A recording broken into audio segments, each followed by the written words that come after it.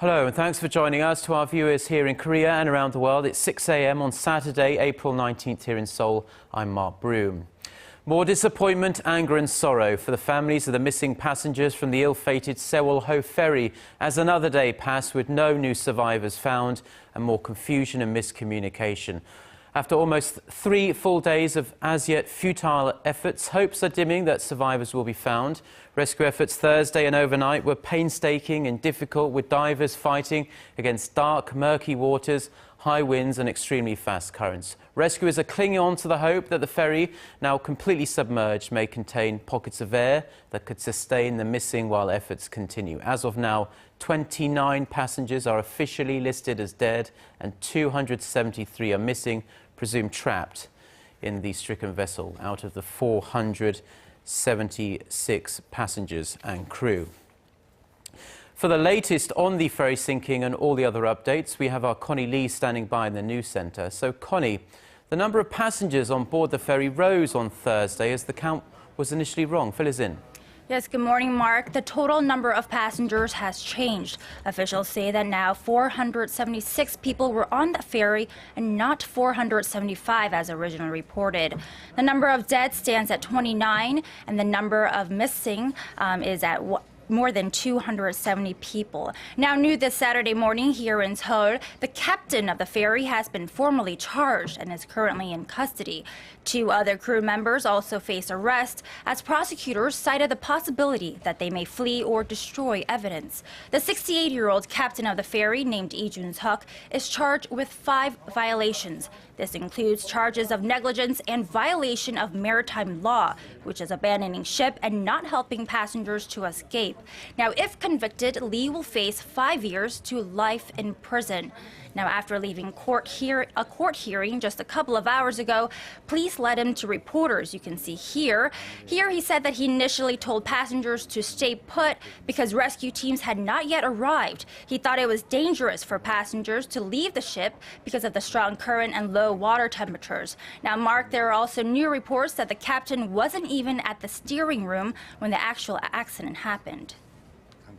Yeah, we can see his face there for the first time, and there is a lot of anger directed at him, the captain. He stands accused of violating his responsibilities as captain. Tell us about the other crew members that also face arrest.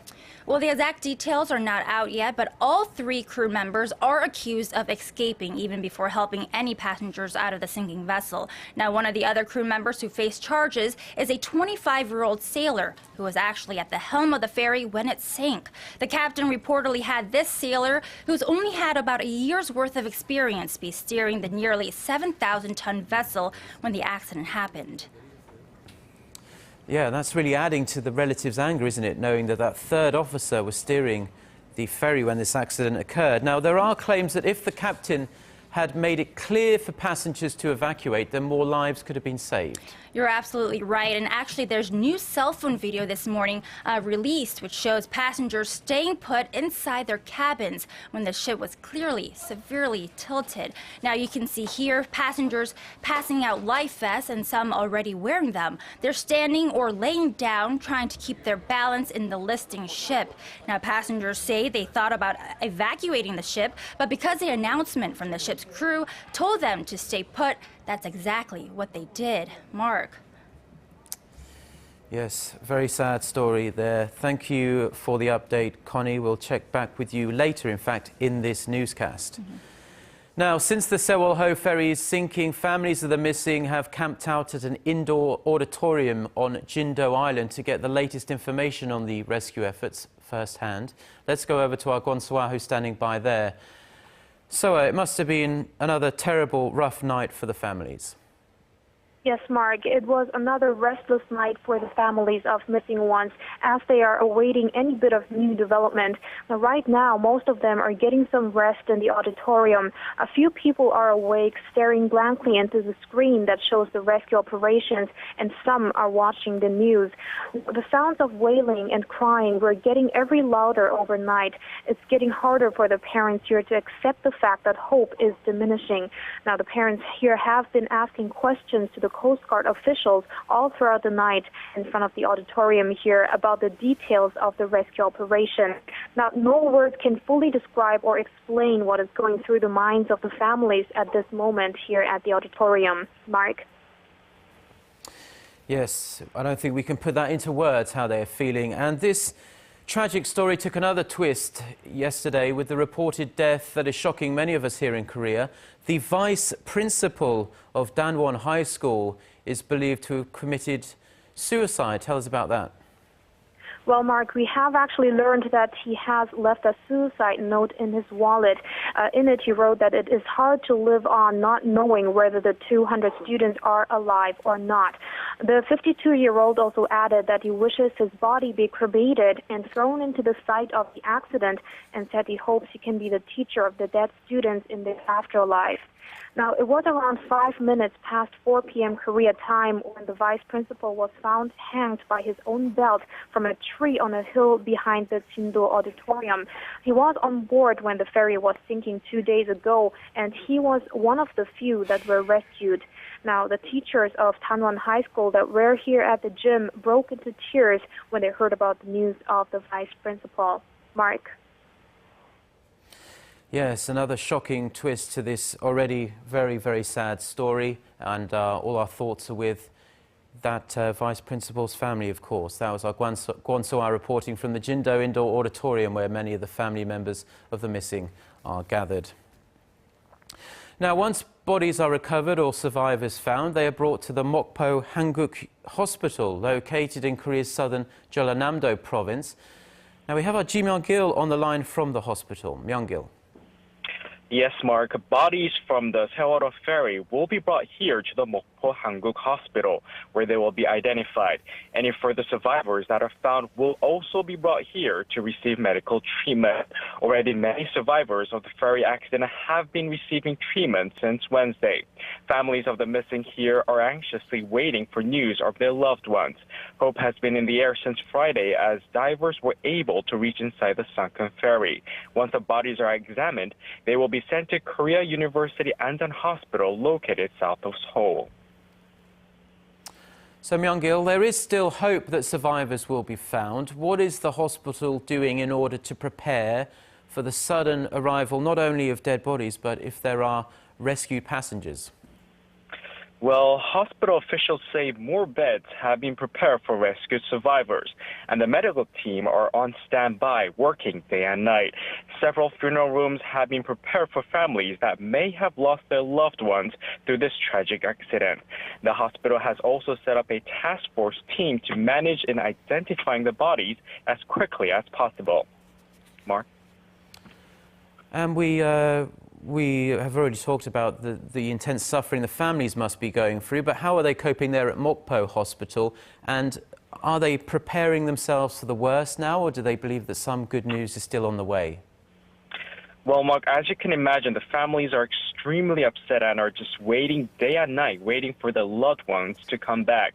The tangible sense of great pain and sorrow can be felt within the waiting rooms of the hospital. I have never felt such sadness in one place.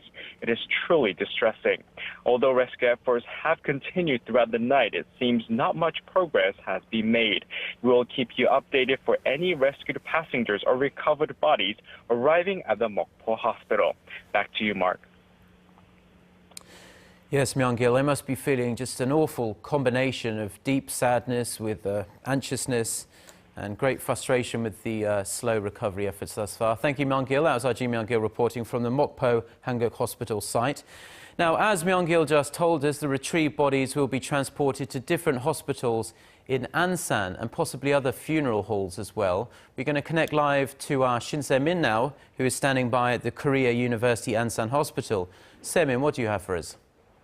Yes, Mark. Already 2 long and devastating nights have passed, and here at the Korea University Ansan Hospital, even at this early hour, the mood is one of unimaginable sorrow. Family members and friends have been paying their final respects to their friends that returned, with one extra female student arriving at nearby funeral hall after 2 in the morning. And as you mentioned, the deceased identified from Mokpo Hospital are being transported to different hospitals and funeral halls, and currently 6 bodies are here at the Korea University Ansan Hospital. And as I arrived at the hospital this morning, I was also told that the body of the vice principal of Tanon High School, who committed suicide, arrived at a nearby Tae funeral hall here in Ansan. And now hospitals and funeral halls nearby are also on standby as additional dead bodies were found at the accident scene and are expected to arrive once identified. Yeah, the families, the friends and the entire city of Ansan is going through an intense period of mourning right now. What about the patients being treated at the hospital? I believe that the Korea University Ansan Hospital has the most number of patients being treated. That's right. As of now, 76 students and teachers have been admitted to several hospitals, including this one, and the officials from the hospital have asked all media to refrain from bothering the patients, and as a great many are suffering from post-traumatic stress disorder. Nearly 80% of the treated patients here are suffering from serious levels of stress, while more than half are seriously depressed.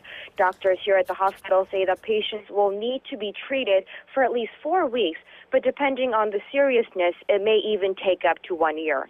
And I will keep you posted on any additional news coming up. Mark? Yes, and all our thoughts are with the families and friends of the missing and deceased. And as you said, we can't even imagine the sadness and desperation they're feeling at this time. Thank you, Semin. That was Shin Semin reporting from Korea University Ansan Hospital. We now connect live to our Yulian, who is standing by at the Mokpo Harbour, which is where rescue efforts continue. Lian. Hi, Mark. We have entered the 4th day, but no new victims were found throughout the night after the Coast Guard found the body of a female victim, potentially in her 60s to 70s, right before the clock struck midnight. That brought the total death toll to 29. Now, rescue operations continued throughout the night. Medium-sized aircrafts were flown to the site of accident to fire flare bombs to help out with the search efforts. The Coast Guard here was searching around the sunken ferry for any bodies that might have risen on the top of the water, and divers still tried to get into the 3rd floor of the ferry where most of the students are believed to be in, but still were not able to. There were conflicting reports last night as to whether the rescue team was able to reach the cabins in the 3rd floor. Just to clarify the situation down here, they did reach the entrance to the 3rd floor deck, but were not able to get inside at all. Navy divers have also attached 3 lift bags to the vessel yesterday to prevent it from sinking further, and 23 more lift bags are to be installed in the coming days. Mark? Yes, and rescue efforts are dependent on the weather conditions and, of course, the currents that are swilling around under the water there. How is the weather looking down there right now, and are the rescue operations expected to continue throughout the day today? Well, Mark, fortunately, the weather will work in our favor at least until noon, with waves of up to just 1 meter and winds at around 6 meters a second. But it seems the rescue operation will need to speed up in the afternoon as winds will grow stronger and tides just reaching about 10 kilometers per hour. And like yesterday, there are going to be 3 more times when the tides here will be at its calmest. The next one is expected to be at around 11:13 a.m. local time, and rescue operations will go on full mode then. Mark?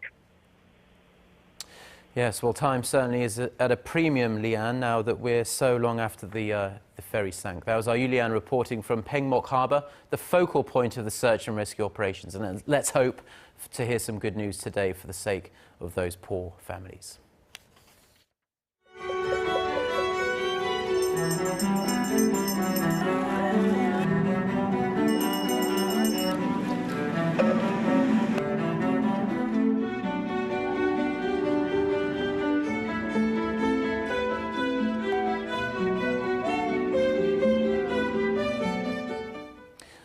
Now, the salvage cranes that will lift the Seoul ferry up arrived at the scene earlier than expected on Friday, but they are still standing by. Officials are understandably concerned that shifting the ferry would compromise the safety of any survivors on board the ferry if they are still alive. Plus, it could take up to 2 months to get the 6,800-ton ferry to shore. Sung Ji-son has the details. 4 years ago, when the Korean warship Cheonan was sunk, it took 1 month to lift it from the ocean floor, and it weighed just 1/5 of what the Seoul does. The passenger ferry, at more than 6,800 tons, is one of the largest operating in the nation. 180 vehicles and cargo weighing 1,200 tons were on board when the ferry departed Tuesday evening local time. Add that to the water that has since inundated the ferry, the total weight that the cranes will have to lift easily exceeds 10,000 tons. 4 cranes with capacity of 10,000 tons combined have approached near the waters of the sunken site and are on standby.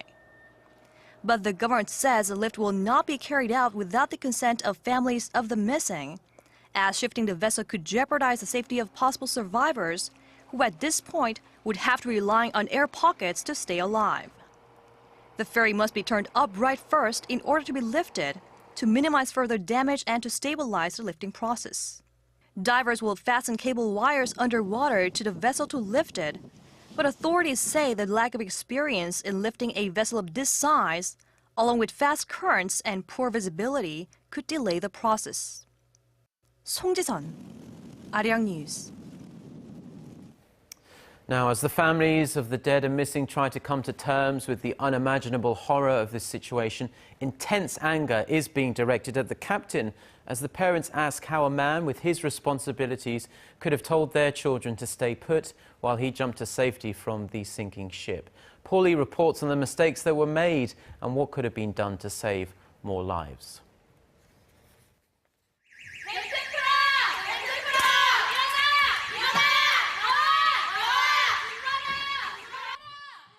This flight training exercise shows how cabin crews are supposed to direct passengers during an emergency situation. The detailed instructions include how to prepare for an emergency landing and a safe exit of the plane. It's all basic routine procedures for air travel, but it's also required on all maritime passenger vessels. According to the Korea Coast Guard, the captain is responsible for ordering crew members to conduct safety demonstrations for passengers and keep them informed.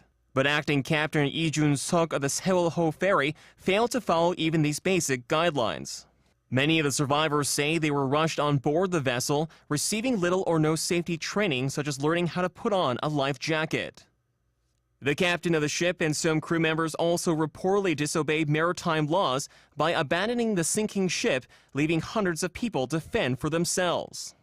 But the mistakes don't end there. Testimony from survivors, text messages, and video have corroborated the fact that onboard announcements repeatedly asked passengers to stay put as the ferry was tilting, before finally telling all the passengers to jump into the sea.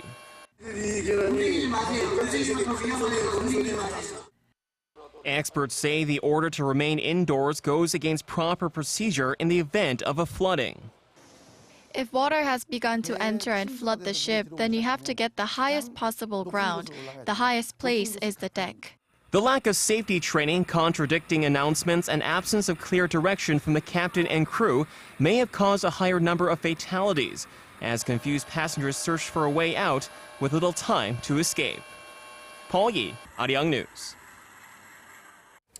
Now, we should, of course, avoid jumping to any premature conclusions. A thorough, objective investigation to find the cause of this accident is needed. But as of now, it appears the captain and the crew have some very serious questions to answer about what more they could have done to ensure the safety of the passengers. With the eyes fixed on the captain of the Seoul ferry, we look back at 2 recent disasters with 2 very different outcomes based on the captain's behavior. Kim Min-ji reports. In 2009, U.S. Airways Flight 1549 struck a flock of birds just minutes after taking off from LaGuardia Airport in New York City, and 2 of its engines lost power. The pilot immediately informed passengers of the situation and decided to make an emergency landing on the Hudson River. The rough landing was a success, and the passengers scampered out to the wings of the plane to be rescued. Not a single life was lost. Although it was a critical moment, the pilot and crew members stayed calm and were able to create what is known as a miracle on the Hudson. The pilot of the Flight 1549, Captain Chesley Sullenberger, made sure that all passengers were off the plane before escaping himself. Because of their efforts and the calm, steady leadership shown by the plane's pilot and crew, Miraculously, all 155 people on that plane made it to safety. However, that wasn't the case when Italian cruise ship Costa Concordia sank after it capsized off waters in Tuscany in 2012. The ship struck a reef, causing a huge hole in the side of the liner. The scene turned to chaos in moments. Then we had a blackout, and everybody was just screaming out. All the passengers were running up and down. And then we went to our cabins to get to know what's going on. The captain abandoned the ship early on, leaving behind passengers who were in peril. 32 people were killed. The captain was arrested on charges of manslaughter, dereliction of duty, and escaping the ship before the evacuation was complete. Likewise, the captain of the Seoul ferry is also being investigated to see whether he and some of his crew members abandoned the ship before making sure passengers had safely evacuated. Kim Min-ji, Arirang News. I'm Lee Ji-hyun with a check on the weather conditions in Chindo and around the country. Well, temperatures will be similar to what we had yesterday under mostly to partly sunny skies with morning fog, which has shortened the visibility to less than 6 kilometers. So for the weather conditions in Chindo, it's not cooperating with us. As Yurian mentioned earlier, things will get worse in the scene as the day goes on. Winds will get stronger today, heading towards the afternoon. Strong winds blowing at 8 to 12 meters per second later in the day, and waves are also get higher in the afternoon, expected to reach 2 meters high at the most. And as far as the tides go, this is when the weakest tide occurrence occur today, and flow velocity should decrease during these indicated times. But again, strong gusty winds and high waves that are forecasted will make things more difficult over at Chindo. And as for the other nation, right now lots of clouds are hovering over the peninsula, so we're waking up to lots of clouds, and it should linger throughout the day. And temperature will be a tad lower than yesterday, and morning lows are starting in low teens, and highs will remain below 20s across the nation. Well, that's all the updates that I have for you at this hour.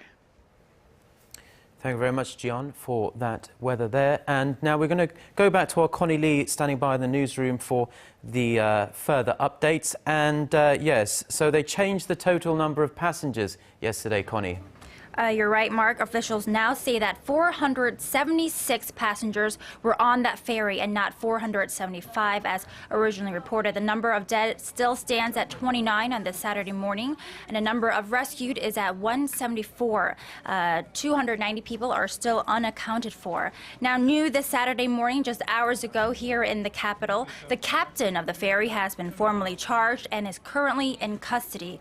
2 other crew members also face arrest as prosecutors cited the possibility that they may flee or destroy evidence. Now, the 68-year-old captain of the ferry, named Lee Jun-seok, is charged with 5 violations. This includes charges of negligence and a violation of a law for ship crew members, which says that captains should not abandon ship until all passengers have escaped. Now, if convicted, Lee will face 5 years to life in prison. Now, you can see here in this video, after leaving a court hearing, police led him to reporters. Now, here he said that he initially told passengers to stay put because rescue teams had not yet arrived. He thought it was too dangerous for passengers to leave the ship because of the strong current and low water temperatures. Now, there are also new reports that the captain wasn't even at the steering room when the actual accident happened. Mark.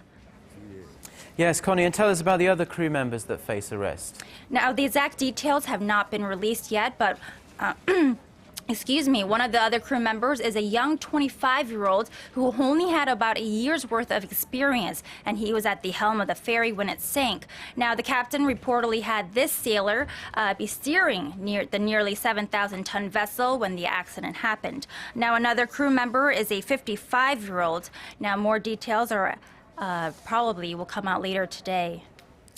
Yes, there are claims too that if the captain had made it clear for passengers to evacuate, then more lives would have been saved.